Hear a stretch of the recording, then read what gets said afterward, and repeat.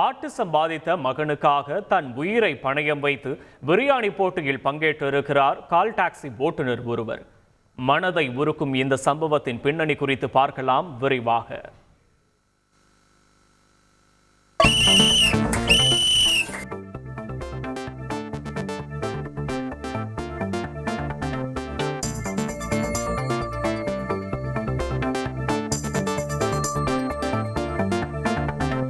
கோவை ரயில் நிலையம் அருகே ரயில் பெட்டிகளால் வடிவமைக்கப்பட்ட உணவகம் ஒன்று கடந்த சில தினங்களுக்கு முன் திறக்கப்பட்டது. கடையை பிரபலப்படுத்தும் நோக்கில் அரை மணி நேரத்தில் 6 பிரியாணி சாப்பிடுபவர்களுக்கு 1 லட்சம் ரூபாய் பரிசும், 5 பிரியாணி சாப்பிட்டால் 50,000, 3 பிரியாணி சாப்பிட்டால் 25,000 ரூபாயும் பரிசு என விளம்பரங்கள் பறந்தன. அலர்ஜி, வயிற்று பிரச்சனைகள் ஏதும் இல்லை என்பதை உறுதி செய்யப்பட்ட பின்பே போட்டியில் சேர்க்கப்படுவீர்கள் என அறிவிக்கப்பட்ட நிலையில் சுமார் 400க்கும் மேற்பட்டோர் இந்த பிரியாணி போட்டியில் கலந்து கொண்டனர்.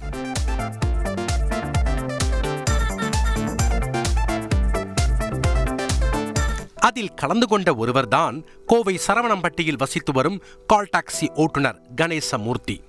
போட்டியில் கலந்து கொண்ட கணேசமூர்த்தி போட்டியாளர்களுடன் சேர்ந்து பிரியாணியை அழுது கொண்டே சாப்பிட்டது அங்கு ஒருவித பரபரப்பை ஏற்படுத்தியது.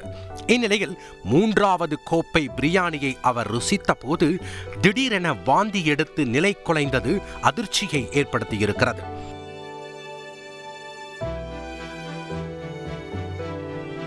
கண்கள் கலங்கி போய் மனமுடைந்து நின்ற கணேசமூர்த்தி போட்டியிலிருந்து வெளியேற்றப்பட்டதை அடுத்து என் வாழ்க்கையே இந்த போட்டியை நம்பிதான் இருந்ததாக அவர் கண் கலங்கி பேசியது பெரும் சோகத்தை ஏற்படுத்தியது. அந்த உணவு சாப்பிடும் போது அவனை நினைச்சுதான் நான் சாப்பிட்டேன். சாப்பிடணும்னு வரல. அவனுக்கு இந்த ஒரு யூடியூப் மூலியமா, இந்த சேனல் மூலியமா எல்லாரும் பார்த்து அவனுக்கு ஒரு நல்ல ஹெல்ப் பண்ணி இது பண்ணணும். இன்னைக்கு எனக்கு லெஸ்ட்டு, நான் வீட்டுக்கு போக வேண்டியது. வந்தேன், சேர்ந்தேன். என் பையனை நினச்சி சேர்ந்தேன். நான் சாப்பிடணும்னு வரலங்க. பையன் 15 வயசு பையன், ஆட்டிசம் குழந்தை. ஆட்டிசம் பாதித்த தன் மகனை எந்த பள்ளியிலும் சேர்க்க மறுத்துவிட்டதாக கூறிய இவர் பெரும் போராட்டத்திற்கு பிறகு ஒரு பள்ளியில் மகனை சேர்த்திருப்பதாகவும் அங்கு மாதம் 19,000 ரூபாய் கட்டணம் கேட்பதால் வேறு வழியில்லாமல் இந்த போட்டியில் பங்கேற்றதாகவும் தெரிவித்திருக்கிறார். நாங்கள் ஸ்கூலில் போய் பேசணும், மேடம் எங்கள் வீட்டில் வச்சு பார்க்க முடியல, நீங்கள் ஹோமில் சேர்த்துக்கோங்க அப்படின்னு என் ஒய்ஃபு நானும் காலில் விழுந்தோம். விழாதீங்க அப்படின்னாங்க. அப்போ நான் சேர்க்கணும் அப்படின்னா மாதம் 19,000 ரூபா கட்டணும் அப்படின்னா. சார் நான் கால் டாக்ஸி டிரைவர். ஒய்ஃப் படிச்சிருக்காங்களான்னு கேட்டேன். படிக்கலை, 8th முடிக்க படிச்சிருக்காங்க. அப்போ அவங்கள நாங்கள் வேலைக்கு சேர்த்துக்கிட்டோம். சேர்த்துக்குவோம் மேடம். அவன் வேலைக்கு சேர்த்து விடுவோம். மாதம் 10,000 ரூபா நாங்கள் சம்பளம் கொடுக்குறோம். அந்த 10,000 நாங்கள் எடுத்து விடுவோம். மேற்கொண்டு நீங்கள் 9,000 கட்டுங்க. சரி மேடம், கொஞ்சம் பார்த்து ஏதாச்சும் செய்யுங்க மேடம். தொடர்ந்து ஆட்டிசம் பாதித்த தன் மகன் குறித்தும் அவர் பேசியது அங்கு கூடியிருந்தவர்களின் மனதை ரணமாக்கியது. அந்த ஆட்டிசம் குழந்தைய வச்சுக்கிட்டு 6 மாதம் ஹவுஸ் ஓனர் ஒத்துக்கிடுவாங்க. அக்கம் பக்கத்தெல்லாம் இது பண்ணிடும். அவங்க மண்டையை போட்டு செவுத்தில் இடிப்பான், இல்லை கோபம் வச்சு இது பண்ணுவான். 20 நாள் 30 நாள் கழிச்சு தான் குளிப்பான். ஒரு ட்ரெஸ் மாற்ற மாட்டான். அதை கலத்தி விட்டு இல்லை அப்படின்னா அவனை கீழே படுக்க போட்டு அந்த சட்டி, அந்த டிஷர்ட் எல்லாம் கத்திரிக்கோலை வச்சு வெட்டி அதை இது பண்ணி அதை ஒரு காட்டுக்குள்ளே கொண்டு போட்டால் தான் மறுபடியும் அதை எடுக்க ஓடுவோம், ட்ரெஸ் இல்லாமல். அப்படி அவ்வளோத்துக்குள்ளே இங்கே வந்து நாங்கள் ரொம்ப கஷ்டப்பட்டோம். ஆட்டிசம் பாதித்த மகனுடன் வாழ்க்கை போராட்டத்தில் ஜெயிக்க போராடிய இந்த தந்தையின் போராட்டம் வீண் போகவில்லை.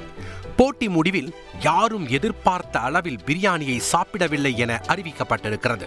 இதனால் போட்டியில் பங்கெடுத்தவர்கள் உட்கொண்ட பிரியாணியின் அளவை தரவரிசைப்படுத்தி பரிசு பொருள் வழங்கியிருக்கின்றனர். இதில் கணேசமூர்த்தி 2ஆம் இடம் பிடித்து 50,000 ரூபாய் பணத்தை பரிசாக தட்டிச் சென்றிருக்கிறார்.